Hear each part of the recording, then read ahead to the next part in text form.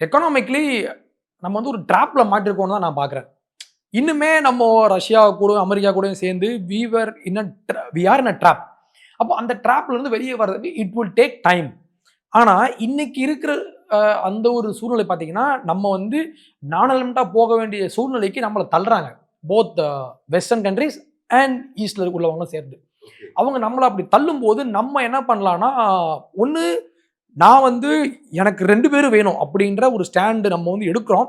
ஆனா இல்ல, நீ வந்து யாரோ ஒரு ஆள தான் சூஸ் பண்ணணும் அப்படின்ற மாரி இங்க இருந்து வி ஆர் பீயிங் பிரஷரைஸ்ட் இல்லையா? We are being pressurized. அப்போ அப்படி இருக்கும்போது வேறு வழி இல்லாம இந்தியா வந்து என்ன பண்ணணும்னா, இல்ல நான் தனியா நிப்பேன். ஐ அம் எ சூப்பர் பவர் அப்படின்ற இடத்துக்கு இந்தியா ஒரு 3 பவரா வர முடியும். அதுக்கான பொட்டன்ஷியல்ஸ் உண்டு. ஆனா, அது அவ்வளோ ஈஸி இல்ல.